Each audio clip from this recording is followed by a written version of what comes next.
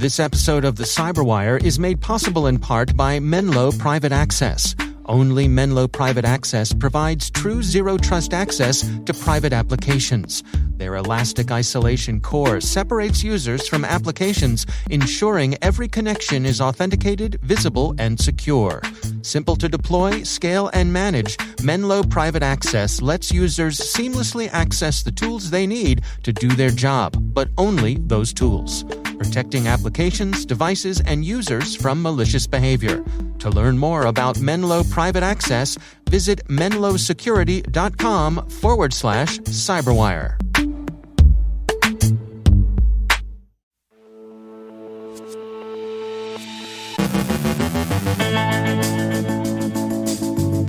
Kazakhstan shuts down its internet as civil unrest continues. The UK's NHS warns of unknown threat actors exploiting Log4j bugs in unpatched VMware Horizon servers. In the US, CISA continues to assist federal agencies with Log4j remediation, and observers call for more government support of open-source software security. A major provider of school websites is hit with ransomware. Our guest is John Belizaire of Soluna Computing with a new approach to data center efficiency. Thomas Etheridge from CrowdStrike on supply chain risks. And the U.S. extends the deadline to apply for grants in support of RIP and Replace.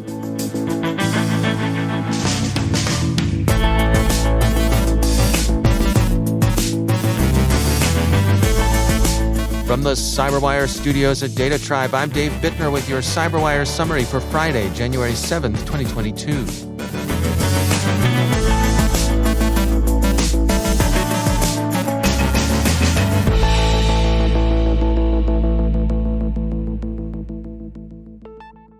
As widespread unrest and an increasingly violent government response continue in Kazakhstan, that country's government has cut back internet services to an effective blackout level. NetBlocks says that the interruption, which began Wednesday at about 5 p.m. local time, has also affected mobile and some fixed-line telephone services. This morning, service had flatlined at 55% of normal levels. President Kassym-Jomart Tokayev, who has requested and received military support from the Russian-led Collective Security Treaty Organization of former Soviet republics to put down civil disorder, opened up mass communications long enough to deliver an address explaining the steps his government is taking. The CSTO includes Armenia, Belarus, Kazakhstan, Kyrgyzstan, and Tajikistan, in addition to Russia. Shutting down the internet has now become a routine step in coups and crackdowns, the equivalent of the 19th century's seizure of printing presses and the 20th century's takeover of the radio stations. This, however, pales in comparison to the kinetic violence in Kazakhstan, where President Tokayev has issued, Reuters reports, a shoot-to-kill order to forces confronting rioters. One consequence of the internet blackout in Kazakhstan has been a disruption of cryptocurrency mining in that country. After China cracked down on coin mining in 2021, many coin miners set up shop in Kazakhstan, which became the world's second-largest center of altcoin mining after the U.S., which moved into first place after Chinese restrictions came into effect. CNBC reports that the disruption of mining in the Central Asian country has already had an effect on Bitcoin prices. The UK's National Health Service has issued a warning that unknown threat actors are working to exploit vulnerable VMware Horizon servers to set up web shells in their victims, thereby establishing persistence in their targets. VMware was quick to respond to notification of Log4j vulnerabilities, and its products have received appropriate upgrades. Nonetheless, as the record points out, a non-negligible number of users haven't yet updated their software, and the threat actors are misbehaving accordingly. NHS doesn't identify the threat actor whose behavior it describes, and indeed there may not be any single actor responsible for the attempts. Duo Security's Decipher says that there are more than one bad actor engaged in this kind of exploitation. Quote, "Since the first disclosure of the Log4j bug, a wide variety of attack groups have been exploiting it. APT groups, lone actors, and cybercrime groups all have been seen exploiting one or more of the Log4j flaws that have been disclosed in the last few weeks." End quote. Duo's Decipher also points out that while the U.S. Cybersecurity and Infrastructure Security Agency has indicated that the agencies it oversees are now in general compliance with Emergency Directive 22-02, the agency has been tight-lipped about details of compliance. This is understandable in what CISA characterized to Meritalk yesterday as an ongoing process of remediation, and the agency intends to issue a cross-agency status report by February 15th. The experience of finding and fixing Log4j vulnerabilities has demonstrated how complex the software supply chain is and how complicated the process of vetting it will inevitably be. As ZDNet puts it in writing about this particular case, quote, "The Log4j flaw for Java web applications will haunt tech people for years," end quote. An essay in Politico argues, in part, that Log4j has exposed the limitations of the self-correcting, evolutionary model of security that's long informed the open-source community's practices. You can follow the CyberWire's ongoing coverage of the Log4j vulnerabilities on our website. Bleeping Computer reports that Finalsite, a major provider of web services to schools, has acknowledged sustaining a ransomware attack that's interfered with its ability to deliver services to its customers. The company had earlier characterized the incident as disruption of certain computer systems on Finalsite's network. Finalsite is based in the UK, but it provides services to schools worldwide, claiming to serve 8,000 systems from elementary schools to universities in 115 countries. The ransomware incident led Finalsite to take down some 5,000 school websites. The company said, quote, "The Finalsite security team monitors our network systems 24 hours a day, 7 days a week. On Tuesday, January 4th, our team identified the presence of ransomware on certain systems in our environment. We immediately took steps to secure our systems and to contain the activity. We quickly launched an investigation into the event with the assistance of third-party forensic specialists and began proactively taking certain systems offline," end quote. Recovery and investigation continue. CISA has continued to issue updates on ICS systems. The agency yesterday released 4 industrial control system advisories covering Philips Engage software, Omcron CX1, Fernhill SCADA server, and IDEC programmable logic controllers. And there's been another update from the U.S. government on its Rip and Replace program, designed to eliminate Huawei and ZTE equipment from smaller communications infrastructure providers' networks. The Federal Communication Commission's Secure and Trusted Communications Networks Reimbursement Program has extended the application deadline for Rip and Replace until the end of this month. The application deadline has been moved to January 28, 2022 at 11:59 p.m. Eastern Time. Rural telcos, contact the FCC for details.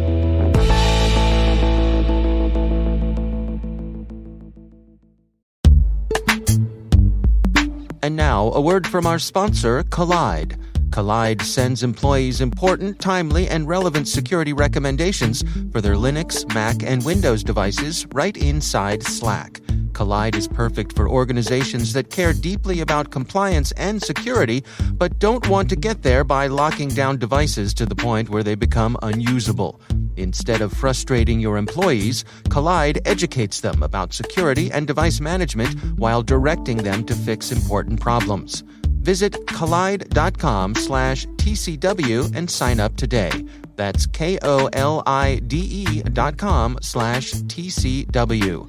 At Collide, they know end users are IT admins' most significant untapped resources and the key to solving the most challenging security issues, including instructing developers to set passphrases on unencrypted SSH keys, finding plain text two-factor backup codes, and teaching end users how to store them securely, and convincing employees to uninstall evil browser extensions that may sell their browser history. Those are just some of the many use cases not solved by locking down devices.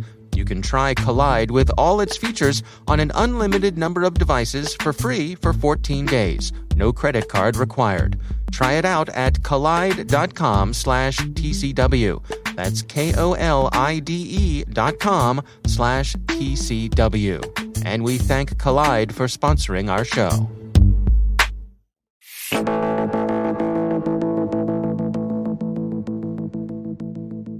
It's common knowledge that data centers consume a lot of energy, both for running the equipment inside and for keeping that equipment cool, and hooking them up to the more green sources of energy like solar or wind power presents the well-known challenge of, well, what do you do when the wind isn't blowing or the sun isn't shining? Soluna Computing is an energy startup that's taking a novel approach to powering data centers with renewable energy, built on the notion that not all computing needs to happen right away. John Belizaire is CEO of Soluna Computing. What we're saying is, what if you built a completely different type of data center that wasn't designed to be on 24/7, that actually was designed to be less than 24/7, and could match its consumption, the load that it brings to the grid, to the actual production of the power plants on the grid. In fact, what if you place that data center right at the power plant, and when there is wasted and spilled power, that data center would consume that spilled power and allow the power plant to balance itself better to the grid's needs, and therefore you could put more of these power plants on the grid. And that's what we're doing at Soluna. We're building specifically designed facilities that are based behind the meter, if you will. They consume wasted energy, so we bring load to places where you need that load.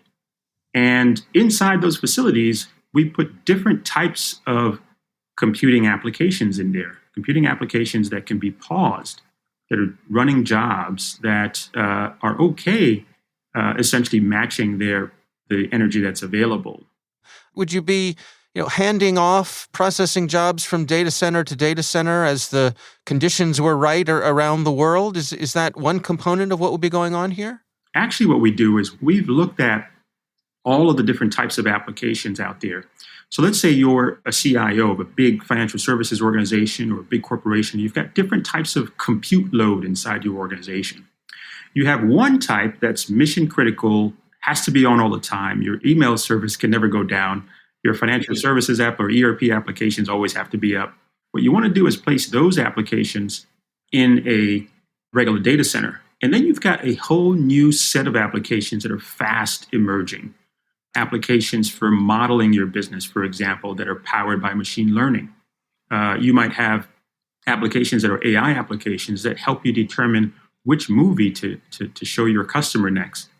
Or you might have other applications that are focused on helping you find the next cure to the next global pandemic, where it's processing molecules and trying to find matches for how we might address a particular new deadly virus. What we're saying is those two types of jobs, one is real time and one is batchable. What if you took the batchable ones, grouped them together, and built data centers specifically designed just to run those types of applications, and then connected those data centers to real renewable energy resources on the grid and built an entire network of these data centers around the world? Well, now you can create this very large zero carbon cloud platform that's powered directly by green electrons that can deliver advanced computing processes to the global enterprise, to universities, to pharmaceutical companies, to movie houses, to streaming services, etc., at a much lower cost than you can from an Amazon, let's say, and really help save the planet in the process. Is it ever a challenge getting folks to wrap their head around the notion that, not all processing has to happen right now? It does, yeah. I think most people believe that computing is a continuous stream of activities. I think part of it is because we're now so used to computing really being close to our person. We carry pretty powerful machines in our pockets, and they keep us connected all the time. And so a typical person, if you grab them in the street, wouldn't imagine this concept of computing that's pausable or computing that can be performed in time slices. But the truth is that just even to create the real-time experience that we get from lots of applications, it's really a stream of multiple different smaller, pausable elements that are doing their work to participate in that. Look at some of the social platforms, to generate your feed.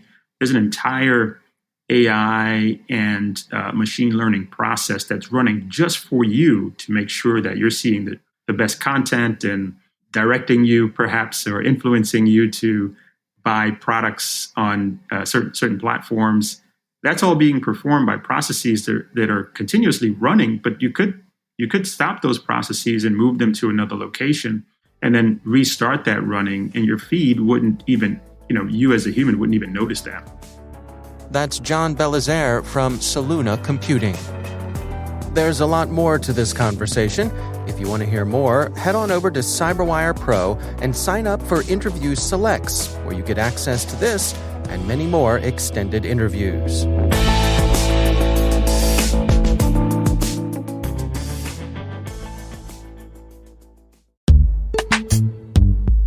This episode is brought to you by The Jordan Harbinger Show. If you're like me, you're always on the lookout for a new podcast you can look forward to each week. Something that's going to be entertaining, informative, and worth your time. Most podcast listeners have a half dozen or so shows in regular rotation, so you're most likely to not just listen to the CyberWire, and that's totally okay. Let me add a podcast to your list, The Jordan Harbinger Show. Jordan dives into the minds of fascinating people, from athletes, authors, and scientists to mobsters, spies, and hostage negotiators. But what keeps me coming back is Jordan's undeniable talent for getting his guests to share authentic stories and thought-provoking insights. Without fail, I finish every episode more informed. I consider myself a critical thinker, and Jordan's interviewing skills are second to none. I particularly enjoy his weekly segment, Feedback Friday, where Jordan covers advice on everything from escaping a cult or psycho family situations to relationships and networking or asking for a raise. Honestly, I'm a fan. The bottom line, Jordan Harbinger is smart, funny, and easy to listen to. You'll be hard-pressed to find an episode without excellent conversation, a few laughs, and actionable advice that can directly improve your life. You can't go wrong with adding The Jordan Harbinger Show to your rotation. It's incredibly interesting, and there's never a dull show. Search for The Jordan Harbinger Show, that's H-A-R-B as in boy, I-N as in Nancy, G-E-R, on Apple Podcasts, Spotify, or wherever you listen to podcasts. And we thank The Jordan Harbinger Show for sponsoring our show.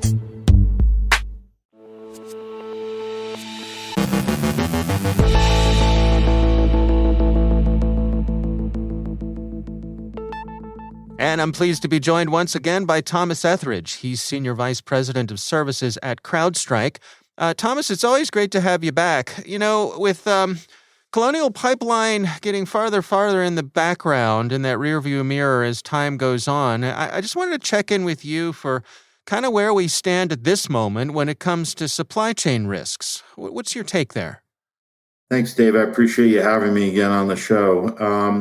Supply chain's been a topic that's been top of mind for firms like CrowdStrike for a long time. Third-party application vulnerabilities and the vulnerability of the supply chain in general has been something that threat actors are able to take advantage of to supersize the impact they can have on their victims. And that's something that we've been responding to as incident response service providers for quite a long time.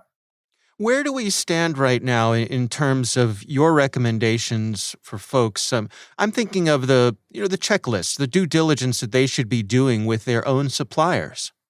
That's a great question. I think for me, I talk to organizations all the time about their vendor management programs. What are they doing to assess the security capabilities of the technologies and the service providers that are accessing their infrastructure? Are they doing red team type testing engagements, penetration testing? Are they doing compromise assessments before they onboard a new technology or vendor to make sure that those organizations are not bringing a problem to the relationship? And then lastly, what else can be done from a documentation and a compliance perspective to make sure those vendors have the ability to respond in the event that there is a vulnerability or a breach? Well, let's talk about incident response itself. When When you and your colleagues there from CrowdStrike are brought in an incident response case, how does all of the communication work between the folks that you're dealing with directly and then their suppliers down the chain? Well, incident response is a team sport, Dave. We talk about this all the time. It does require orchestration and collaboration from all the interested parties. We are having conversations, not just with the customer and their legal team and their compliance team and outside organizations that may need to help with communications, but working with the vendors and making sure they understand where some of these risks are at and how we can solve for some of those problems, specifically around things like implementing zero trust architectures, as well as making sure we are looking past the vulnerability into how threat actors might be moving in that infrastructure. As we look toward this coming new year, any thoughts on where things might head when it comes to supply chains? Or is it going to be more of the same? Or is there anything on your horizon that may, indicate an evolution of how we deal with these sorts of things? Something we talk to victims about all the time, Dave, is really focusing on post-vulnerability exploitation and the value add of threat hunting. If you assume that a zero-day exploit or a supply chain vulnerability is going to be used by a threat actor, and I think that's a safe assumption given the history and what we've seen over the last few years with some of these supply chain attacks, you need to have the capability to threat hunt on what threat actors are doing after the exploit's been taken advantage of. And really building out, whether it's internally or in collaboration and partnership with a third-party organization that provides threat hunting capabilities, the ability to look past the vulnerability and understand the telemetry of the infrastructure and what's going on in the environment so you can respond faster to a threat that's taken place in your environment. The other thing that we emphasize as well is the importance of identity and zero trust. A lot of these e-crime threat actors and the big game ransomware hunting type activities that we see in the market today are precipitated by the use of stolen credentials. Understanding identities and solving for credential theft and poor identity management through the implementation of zero trust capabilities is something we discuss with victims all the time. All right. Well, Thomas Etheridge, thanks for joining us.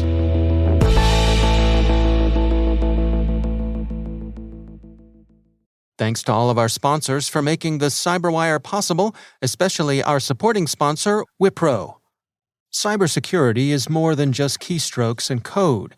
It takes Wipro's elite team of cybersecurists, specialists with more than 25 years of expertise developing award-winning cybersecurity solutions. Wipro does what others only promise. Wipro, cybersecurity by cybersecurists.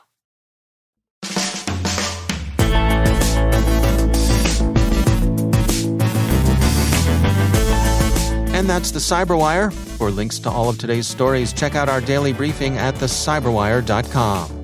Don't miss this weekend's episode of Research Saturday and my conversation with Rob Boyce from Accenture Security, reviewing their Karakurt Threat Group research. That's Research Saturday. Check it out. The CyberWire podcast is proudly produced in Maryland out of the startup studios of Data Tribe, where they're co-building the next generation of cybersecurity teams and technologies. Our amazing CyberWire team is Elliot Peltzman, Trey Hester, Brandon Karp, Eliana White, Peru Prakash, Justin Sabi, Tim Nodar, Joe Kerrigan, Carol Terrio, Ben Yellen, Nick Valecki, Gina Johnson, Bennett Moe, Chris Russell, John Petrick, Jennifer Iben, Rick Howard, Peter Kilpie, and I'm Dave Bittner. Thanks for listening. We'll see you back here next week.